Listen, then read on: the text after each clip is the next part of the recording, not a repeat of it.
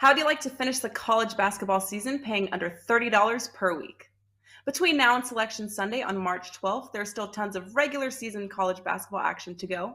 Plus, all the conference tournaments and Wager Talk and Sports Memo are announcing their March Madness Bonanza special that will include the rest of the college basketball regular season, conference tournaments, NCAA tournament through the national championship, and any plays released in the NIT or CBI tournaments. That's right, from Monday, February 27th through Monday, April 3rd, there are 5 full weeks of hoops action, which breaks down to under $30 per week. Sign up for this promotion now on your favorite handicapper's homepage and get the rest of the college basketball season through the national championship in Houston on Monday, April 3rd, plus all non-March Madness tourneys, including the NIT and CBI, all for only $149. That's under $5 a day for one of the best betting experiences in sports. Some call March Madness the most exciting time in sports betting, so act fast as the March Madness Bonanza special is only available for a limited time. Grab your favorite college basketball handicapper, or perhaps add 2 or 3 college hoops experts to make this March Madness not only exciting, but also profitable. No coupon is needed, just head to the homepage of the handicapper of choice and lock the $149 price in now. As the earlier you sign up, the more days you receive.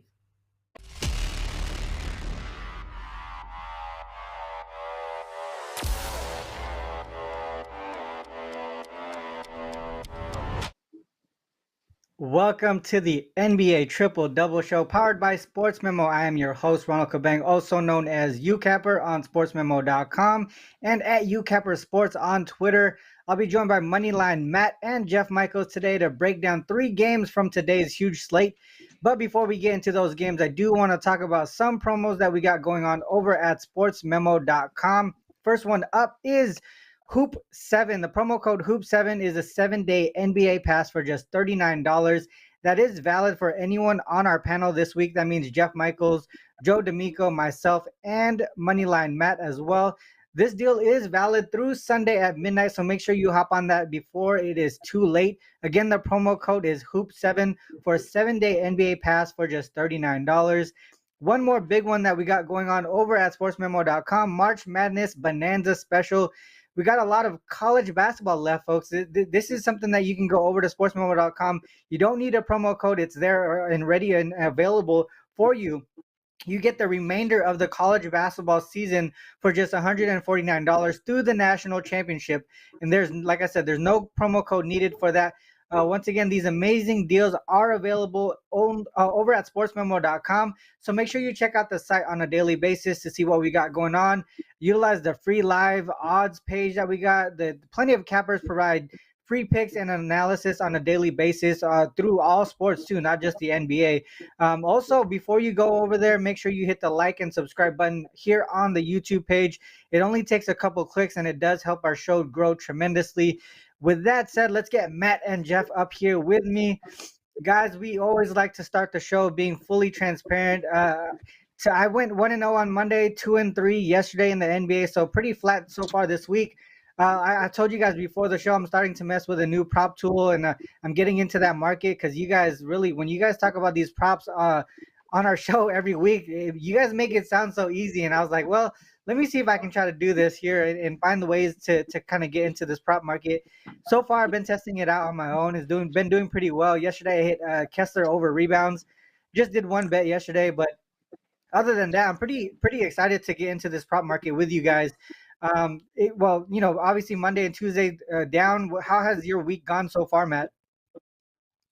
So far, it's been solid, kind of like you said, in terms of win-loss, kind of average. I'm 6-5 on the week, but I'm 3-0 with my 4-unit plays. So still up around 6 units on the week. And yesterday was the $2 Tuesday handicapper. We had a sweat for that Memphis Grizzlies and LA Lakers under 231, landed at 230. And at halftime, it was like 96 points or something. And then they go off for a 75-point third quarter. So yeah, I was sweating that out, but really glad to get that $2 Tuesday hit. I also gave something I'm starting to do is give some mini SGPs in my picks as well. So yesterday I gave out the under 231. I also gave a plus 253 mini SGP, which landed as well. So kind of got 2 for the price of 1 right there. Was happy to give that out and just looking to keep it rolling this Wednesday. That's a pretty cool idea. So you're adding the SGP into your actual pick play, right? Is that what you're Yeah, saying? yeah. So So just two. yeah, yesterday we had John Morant 25-6.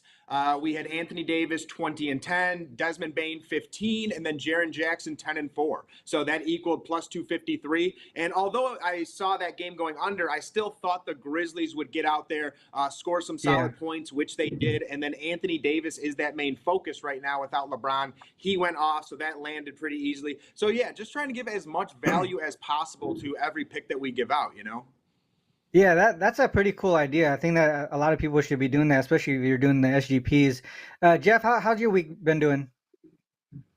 Yeah, I can't complain. I'm on a similar trend as you guys, actually. I started off the week hot, had a nice 5% winner in college basketball, and split the last couple of days. So I took a couple of days off of the NBA, but definitely taking a deeper dive into it now that, this is kind of the week or two that I veer away from college basketball a little bit because some teams don't have as much to play for.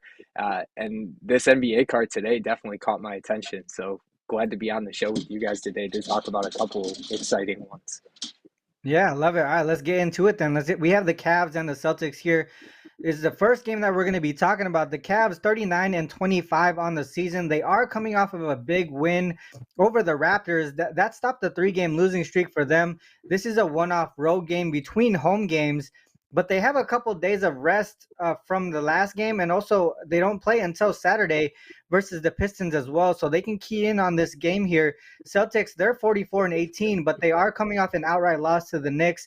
This is a first of a 3-game homestand for them. From an injury perspective, Gallinari continues to be out. Muscala is questionable. I know Jaylen Brown is someone that was out for personal reasons. I don't see him on the report today, so I think he should be back today. The Cavs, they are fully healthy. It seems like from an injury perspective, from a matchup perspective, the Cavs have won and covered both matchups so far. Both games actually went over and both went into OT. So that just goes to show how tight these two teams are as far as how they match up against each other. Matt, are you expecting another tight game here? Game here, but I kind of have a different. What's that? You're good. Sorry. Oh, sorry. So yeah, I kind of have a different look from this game. I'm actually going with the Boston Celtics over their team total with 111.5. So in this spot, the Cleveland Cavaliers are traveling on the road to face off against the Boston Celtics. And this is a spot, we had Jason Tatum as the best bet, unfortunately, in our last episode. And we saw the Celtics, get their asses handed to them by the New York Knicks. The New York Knicks played really good basketball, shut down Jason Tatum, one of his worst games of the season. He got ejected from that game. But I see this game being a little different. Like to Ron's point, Jaylen Brown is coming back in this spot. Jaylen Brown is a huge part of that offense, and he's a huge part for Jason Tatum as well. Jason Tatum won't see as many doubles. He'll see more one-on-one opportunities in this spot as well. So because of that, I really do like the look of the Celtics to bounce back, hitting this over 111.5. Another player who is a game-time decision in this spot is Mike Muscala. And I know Mike Muscala to many people is somewhat of a minor player, and I would agree, but his three-point shooting can really help to potentially stretch this court out if he does play. He was knocking down a high percentage for the OKC Thunder earlier this season, and now that he's with the Celtics, I think he can help there as well. In addition to that, when the Boston Celtics are coming off of a loss, the game following, they are 9-4 to hitting over 110 points. So again, I really like that look. This Celtics team loves to bounce back. And then in addition to that, this Celtics team plays better offensive basketball at home, averaging 121 points per game. This is also a Boston Celtics team who is 21-10 to the over while at home. And this is a Cleveland Cavaliers team who's averaging 115 points given up over their last 3 on top of that. So although this Cavaliers team is pretty stingy defensively, I think this is just a spot where this Boston Celtics team is going to be looking to bounce back. Jason Tatum, he's missed this his point total 2 games in a row now. He's never missed it 3 games in a row the entire season. So again, even though it is a stingy defense, it's a tough matchup. I expect this Boston Celtics team to come out and play and go over this 111.5 team total. So this one isn't an official play just yet, but I'm definitely flirting with it going into tonight's slate. Yeah, I mean, it makes a lot of sense the way that these two teams match up here. Like I said earlier, the first 2 games of the season, they did go over. Well, to me, I know Jeff, you're a big SDQL guy. So I'm assuming you're going to come out with some nice stats and trends here. But to me, it seems like a lot of competing trends on both sides from a side perspective. But I kind of agree with Matt there as far as like the over goes. What are your thoughts on this game? You know, two trends. You want to talk about those trends and angles I found? Two of them stood out to me, no question. Boston's 112-1 against the spread as a favorite, revenging a straight up loss this season. And they're 0-10 against the spread, revenging a same season loss in general this year, regardless of the line. So I can't go against my Cavs in this one. I mean, Matt's right. I think if there's a situation to jump on the Cavs giving up some points, it very well may be against this Boston team.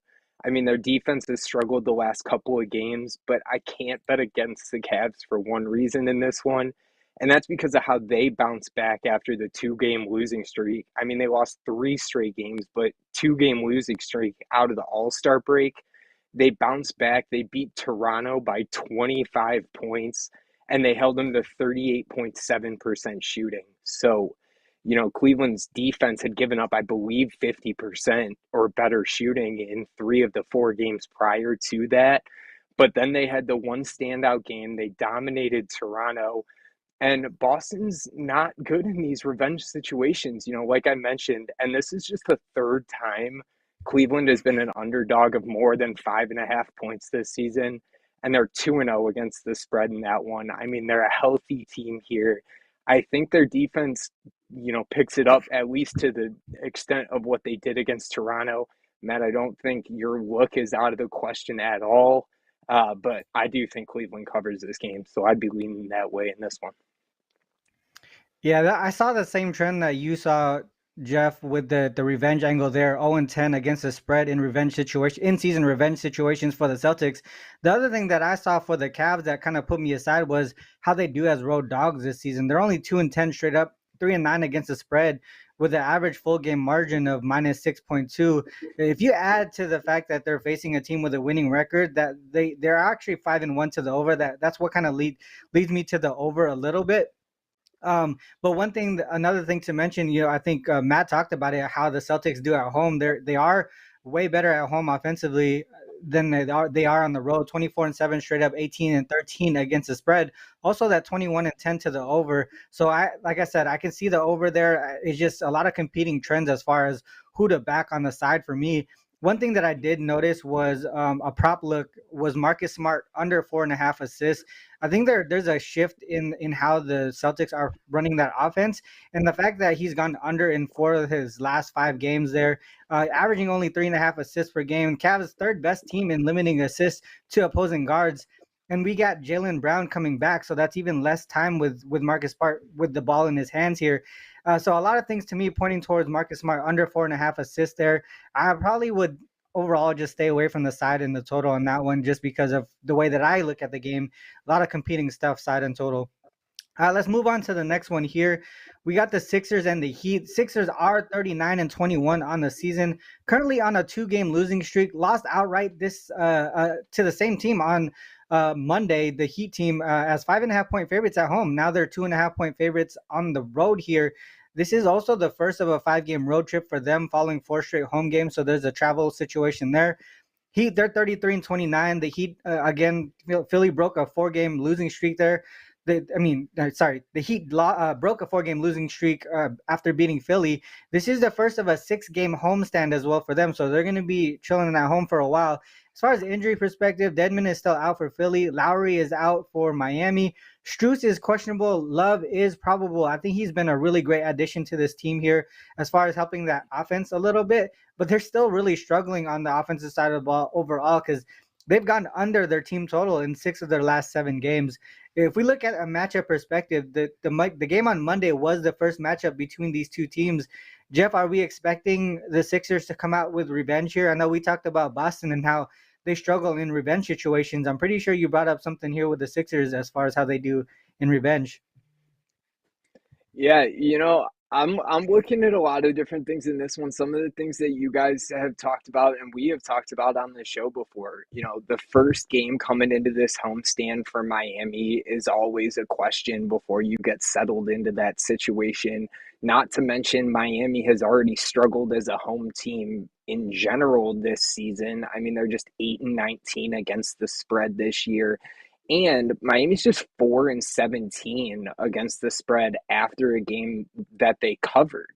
So I do find a lot of things pointing me towards Philly in this one. I mean, a league-wide trend that I found, a team off an upset win as a dog, playing against an opponent that lost as a favorite, coincidentally in this situation is the same teams, but then playing again as a home dog like Miami is 41, 74, and 5 against the spread. So they're covering under that home dog, which is Miami here, is covering under 36% of those games.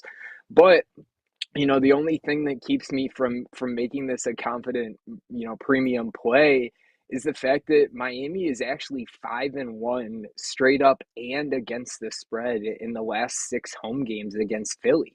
So 5 out of 6 of those have gone under the total, and I think that under would be the way that I'd probably be looking. I mean, Miami's 1-11 over under after a win by 3 points or less.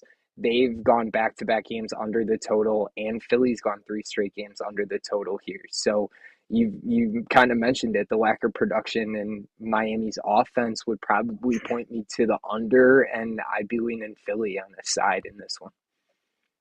Yeah, I mean, I agree with you here as far as like how they go as offensively. I think, like I mentioned earlier, Miami Heat struggling under their team total in 6 of their last 7 games.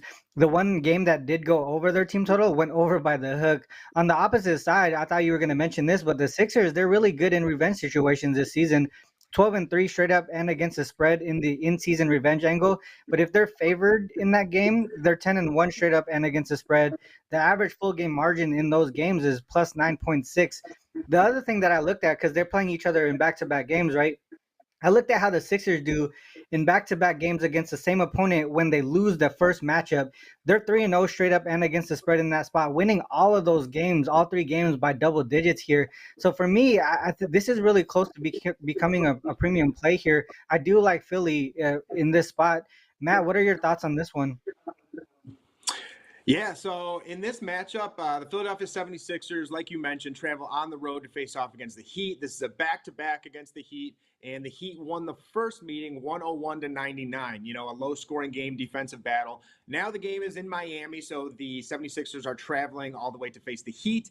And to me, when I first looked at this line, I just felt like it was fishy. It's weird. Like, it seems so easy for me to sit here and take the Philadelphia 76ers. And in all honesty, that's why I'm going with the Heat once again. 94% of the money is on the 76ers in this spot. And, when traveling to Miami in a back-to-back, I just don't think it's that easy. This is a Heat team that's 19-10 at home on the season, while the 76ers are 15-11 on the road. We saw, and my biggest thing here is Jimmy Butler. When Jimmy Butler starts to come alive and he starts to get that high usage percentage, he starts to be the one that demands the basketball and starts being assertive in attacking the basket, dishing the rock, things of that nature. Also attacking the glass, because in a matchup like this, Bam Adebayo is going to be matched up with Joel Embiid, and you're going to need to keep Embiid off the board. So I think it's another good spot for Jimmy Butler to attack the boards, get some rebounds, things of that nature. And, this is one of those matchups where the Heat are a very defensively sound team. They're one of the best, or they are the best throughout the NBA, holding opponents to 108 points per game. And this is definitely not an official play for me. But for me, when I first observed that line, you instantly wanted to take the 76ers. It was just one of those plays. And oftentimes when it looks that easy, it's not that easy. So for me, I would actually back the Miami Heat here plus 2.5. And if I were to go anywhere, I'd actually have Miami winning once again. That's an interesting look. I mean, I think one thing that I did while you were breaking down that game, I just went to the SDQL website. I looked at how the Heat do at home, right? And you mentioned how they do winning from a winning perspective at home. They do well, but from a spread perspective at home, they're only 8-19-2 against the spread, right? That's a bad spread record. But if I dive into it even more, I look at them at home versus conference teams that have a winning record. And obviously Philly is one of those teams. they're actually 5-1 straight up, 4-0-2 against the spread. So they are covering in this situation. That is a good thing to bring up, and that's why I like doing the show, because I can hear other people break things down. That itself might just talk me off of playing the Philly game there. So I love the fact that you could bring that angle to us, and I could actually like research things as you go. I think that's the dope part of this. But yeah, so that would probably talk me off of the Sixers full game here. I'll probably look into it a little bit more. All right, so let's go into the last game on the board here for us, the Pelicans and the Blazers. Pelicans are on a 4-game losing streak. This is the first of a 3-game West Coast road trip. Blazers, they're 29-32 on the season, coming off of that 18-point loss to the Warriors last night. So this is the second leg of back-to-back games. Also the third game in 4 nights as well. This is a one-off homestand before they head out for a 5-game Eastern Conference road trip for them. Nurkic out still, Winslow out, Simons is out for the Blazers. On the opposite side, Alvarado, Zion, and Nance are out for the Pelicans. For what I see, Valanciunas and Josh Richardson are both questionable, so not 100% sure if they're going to be playing. From a matchup perspective, the Blazers did win and cover the first matchup of the season, 106-95, but this was all the way in November, and the Portland team looks a lot different now. In that game, Lillard was out, Nurkic was out, Josh Hart was still in the squad, and obviously they've made some roster changes and all that stuff. So different teams here going into this one. Jeff, let's start with you here. What are your thoughts on this game? Yeah, this is one that I'm definitely looking at the total. I think no question. You look at a Portland defense, they've allowed opponents to shoot 50% or better in 13 out of the last 18 games, and they haven't held an opponent under 44% shooting in that entire 18-game span. New Orleans probably isn't a team that I would always be looking at the over against, but you look at their splits as an underdog, 20-11 to the over. They're 19-12 over under on the road. And Portland is is one of the main reasons that I think I would be looking at an over here. Their offense has been impressive. I mean, they're top 5 in offensive rating, and at the same time, they're bottom 5 in defensive rating. But you look at it from a trends and angles kind of aspect, like Ron and I always like to talk about. Portland 5-2 over under in the last 7, 7-3 over under in the last 10. They're 16-7 to the over as a home favorite, 19-11 at home in general. They're 18-4 over under with a rest disadvantage in the last 12. And what I thought stood out to me the most, 9-1 over under for Portland as a home favorite when playing 3 games in the last 5 days. So even that limited rest hasn't stopped the offense, and on the other hand, it really hasn't helped the defense either, which is kind of the perfect storm to look for an over here, especially when you got a Brandon Ingram and a team like the Pelicans that we know can obviously put up points in certain situations. So definitely looking towards the over in this one.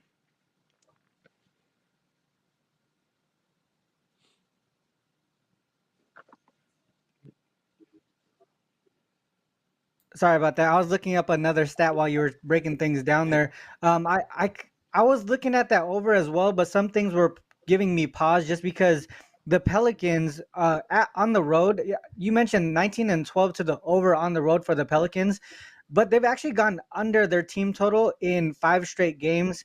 So for me, I think one thing that kind of paused me on the over there was the fact that the Blazers, that for the Pelicans, but also the Blazers being on the second leg of back-to-back games, there could be tired legs on that spot and maybe short shots. So one thing that I was thinking was, man, that's tough. I do, because the Blazers, they've been playing such great offense lately, so maybe they got momentum on their side for that to go over, but that does give me some pause on the over a little bit. But it was that was pretty much the only thing that I was thinking about that could give me pause on the total. The other thing that I was thinking about was I do like the Blazers here, even though they are on the second leg of back-to-back games.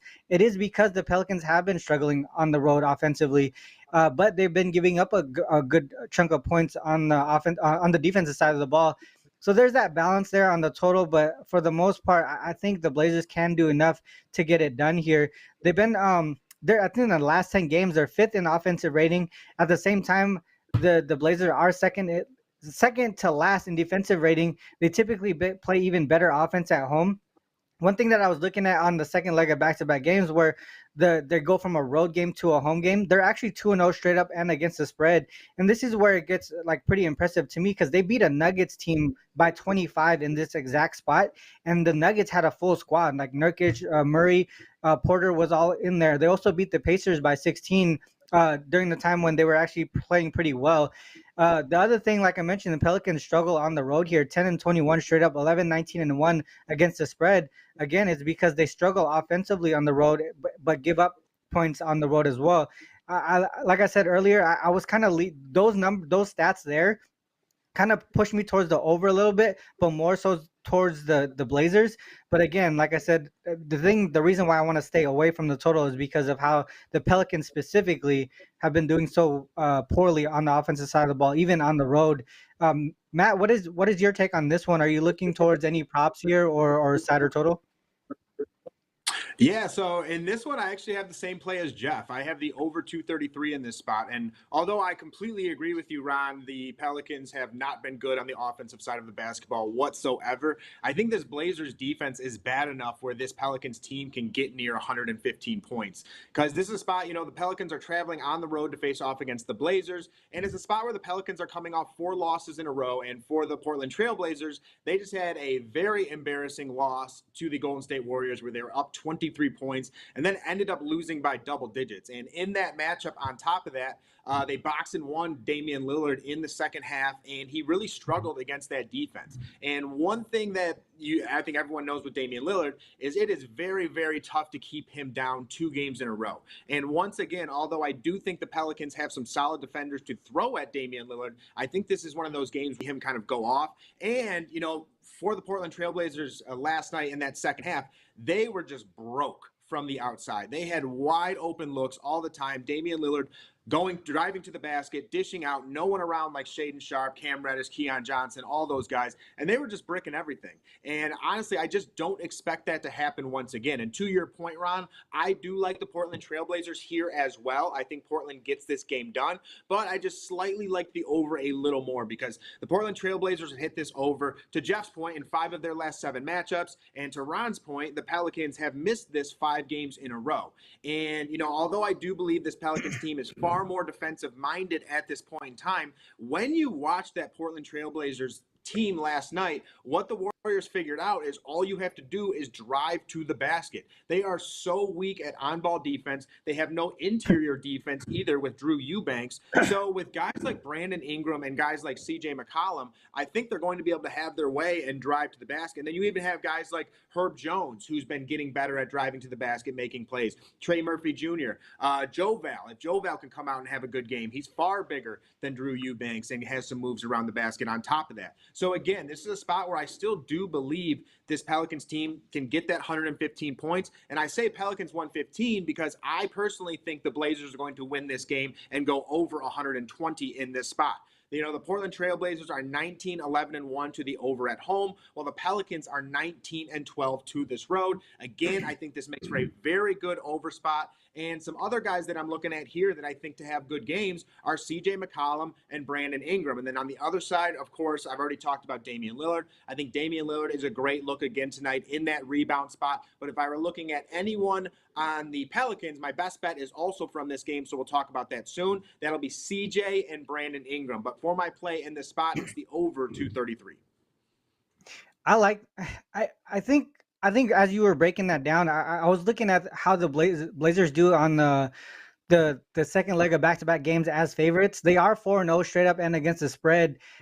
I think that just might be the play there. I think it'd just be the Blazers. But the also thing that if you want to pivot too, because you guys like the over, maybe the Blazers team total over as well. Jeff, I know you wanted to add into this. Go ahead and talk about it. Yeah, I was just gonna throw in, Matt kind of touched on it, but we saw two totally different teams from the Trailblazers in the first half and the second half last night. I don't have any Yeah. exact numbers on it, but I very well may be looking at a first half game total over, or excuse me, first half total over too, because Portland put up more points in the first quarter than they put up in the entire second half yesterday. They scored 41 points in the first quarter. They only scored 40 in the second half combined. So, coming out early, I think that kind of alludes to your point too, Ron, that fresh legs, tired legs on a back to back. We could be looking at some excited legs for the first half that, get caught Mhm. up by some tired legs in the second half too. That may be a way to look. Yeah, a lot of different angles here, and just real quick because I just got a notification on Twitter.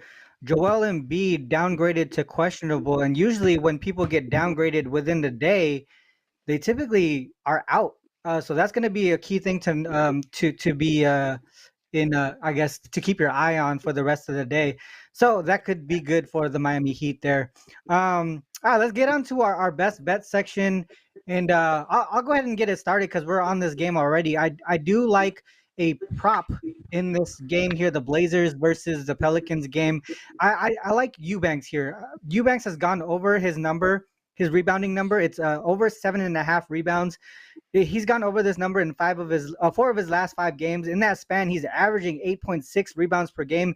The Pelicans are one of the are the 18th best team in the league as far as limiting opponents. So that means that they're 12th as far as giving up rebounds to opposing centers. In the last 5 games without Nurkic in the lineup, Eubanks has been averaging 14.6 rebound chances per game. So he's getting a lot of opportunity here. And we talked about it during the breakdown that the Pelicans have been struggling offensively on the road. So we're going to see a lot of defensive rebounding opportunities here for Eubanks and the Blazers on the second leg of back-to-back games. If we are expecting them to have tired legs, that means short shots and a lot of rebounding opportunities again on the offensive side of the ball. And with Valanciunas being questionable, possibly being out tonight, that's even better for Eubanks to take care of that paint, the paint area. So for me, Eubanks over 7.5 rebounds, and it is plus 100 over at DraftKings. So it's not like you're getting juiced out of here with that number. So that would be my best bet for today's show. I do have that is actually a premium play. I do have another prop that is on the premium side as well.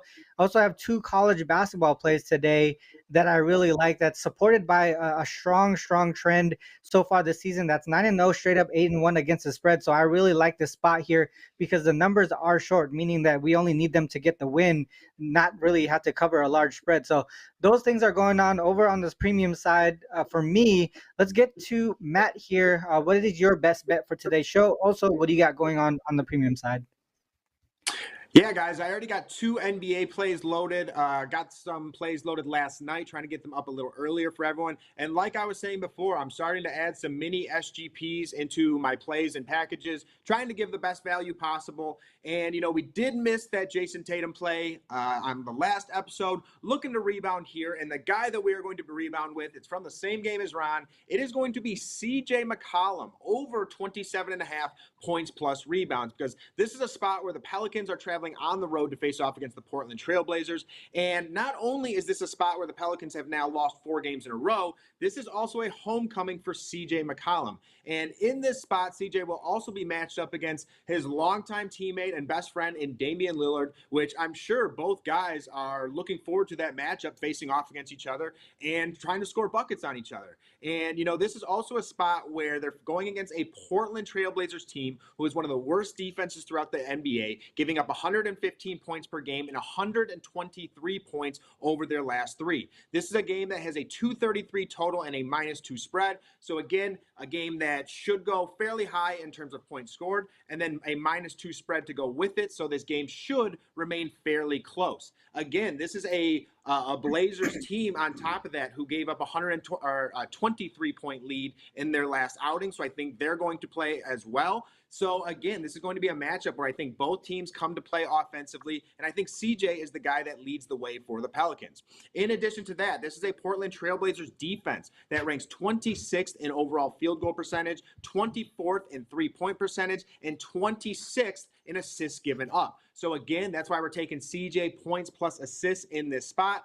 And furthermore, this is a Blazers roster that ranks 16th in points given up to the point guard position and 8th in terms of assists given up and 8.83 assists per game. Okay, so again, this is another spot where I think CJ and Dame are very much looking forward to facing off against each other. CJ McCollum has also missed this number in 2 games in a row, so I think he's due. He's going to be more aggressive. And like I said before, with this Portland Trailblazers team, and you watch that second half, the key to scoring on this Portland team is attacking the basket. It's getting to the free throw line. I think CJ can get a couple easy buckets early, and when CJ is one of those guys who gets a couple nice easy buckets, gets them going, then he tends to get in rhythm. So for me, tonight it's going to be CJ McCollum over 27.5 points plus assists. I like it. All right, let's get into it with Jeff here. What is your best bet for today's show? Also, what do you got going on the premium side as well? Yeah, I'm going to jump into the best bet because I was excited about this one. We all say it, don't bet with your heart, bet with your head. And these are the kind of plays that I love because I dove into this almost full force looking against it. I was looking at Charlotte tonight against this whole KD first game, the inaugural. And then I looked, and as hard as I tried, there wasn't a thing I could find to go against KD's PRAs tonight. 29.5 over at DraftKings. I believe I saw 30.5 at FanDuel, but I would still take that. You look at it, Kevin Durant has played in 39 games this season. He's gone over this number in 37 out of those 39.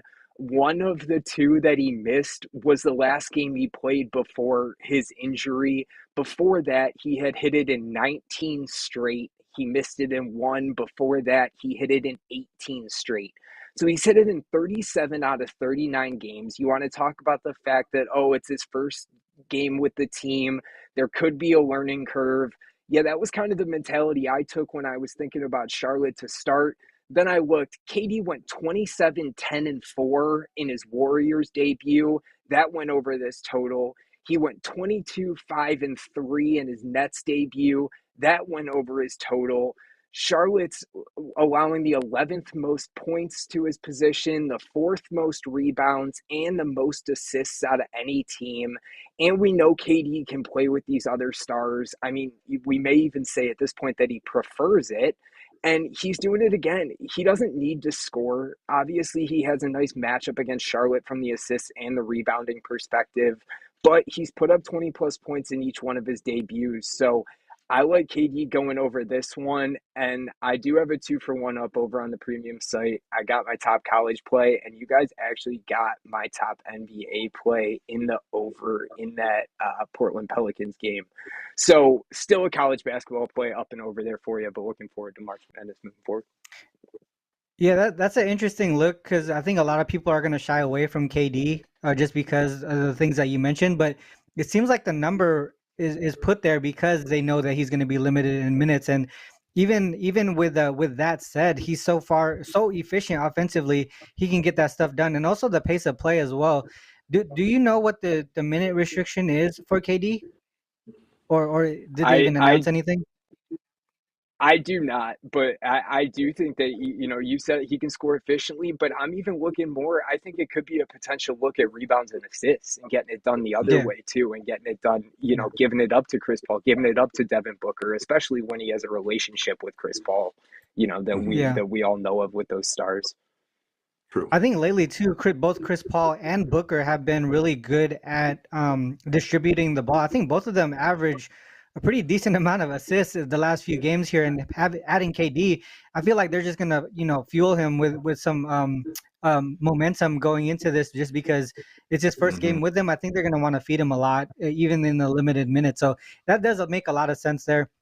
All right, with that said, And guys, you that may is. never see Yeah, I go was ahead. just going No, to go say, ahead. sorry, you may never see another number under 30 for PRAs for Durant's Yeah, for the rest of the season. So jump on it Yeah. yeah, while you can. yeah. That's true. One That is more thing. 100%. Yeah. One more thing I wanted to say is with KD added back as well, I believe DeAndre Ayton's lines are still pretty similar to what they were before. And personally, I imagine KD is going to take some of those rebounds away from DeAndre Ayton. He's going to take some of those points away from DeAndre Ayton because you also have to factor in DeAndre Ayton was probably the number 2 option, maybe the number 3. I would say the number 2 personally, but now he's going to slide back to that number 3 option. And how is he going to take that? I believe his points and rebounds was 32 and a half, 31 and a half, somewhere in that vicinity. And this might be a night where you take that under because once they see how all the players act together or there's what their stats are like in playing together, DeAndre Ayton's line is going to drop. And I wouldn't be surprised if going forward, it's more in the range of 27 and a half, 28 and a half, something along those lines. What is the number for today? I'm not You know, sure. I was Aiden's just number? guessing. I'll Oh, look real okay, quick because gotcha. I was saying No, it's not a problem 32. because that's an interesting take because if it stays the same with KD being added, then it does make sense to take the under. But I do want to talk about before you guys. I know you guys are looking for it, but I just want to make sure Oh, you they guys took it remember down. that. What was that? They must have taken it down. FanDuel doesn't have it available. Yeah, it's probably not available FanDuel because has they his don't know what the industry points. restrictions. Go ahead. They have his. They're being I cautious. see FanDuel has Ayton's points at 20 and a half, but they don't have him on any combo bets. Oh, that's Yeah. a lot. That's actually a lot. Okay, They're so being cautious. I just want to mention again the Hoop7 promo code Hoop7 7-day NBA pass for everyone on the panel this week. That's myself, Matt, Joe, and Jeff as well. Joe D'Amico, who's not on the show today, but I think he's going to be here on Friday. $39 for the Hoop7 7-day NBA pass again. Also, the college basketball bonanza, $149 for the rest of the college basketball season. That includes the national championship game, everything through conference playoffs and all that stuff, as well as like the NIT, all these other tournaments, not just the national tournament. Other than that, guys, amazing show today. I really like everything that we broke down. We will be back again on Friday at the same time, 10 a.m. Pacific Standard, on this same channel. Till then, good luck, guys. Peace. How do you like to finish the college basketball season paying under $30 per week? Between now and Selection Sunday on March 12th, there's still tons of regular season college basketball action to go. Plus, all the conference tournaments and Wager Talk and Sports Memo are announcing their March Madness Bonanza special that will include the rest of the college basketball regular season, conference tournaments, NCAA tournament through the national championship, and any plays released in the NIT or CBI tournaments. That's right, from Monday, February 27th through Monday, April 3rd, there are 5 full weeks of hoops action, which breaks down to under $30 per week. Sign up for this promotion now on your favorite handicapper's homepage and get the rest of the college basketball season through the national championship in Houston on Monday, April 3rd, plus all non-March Madness tourneys, including the NIT and CBI, all for only $149. That's under $5 a day for one of the best betting experiences in sports. Some call March Madness the most exciting time in sports betting, so act fast as the March Madness Bonanza special is only available for a limited time. Grab your favorite college basketball handicapper, or perhaps add 2 or 3 college hoops experts to make this March Madness not only exciting, but also profitable. No coupon is needed, just head to the homepage of the handicapper of choice and lock the $149 price in now. As the earlier you sign up, the more days you receive.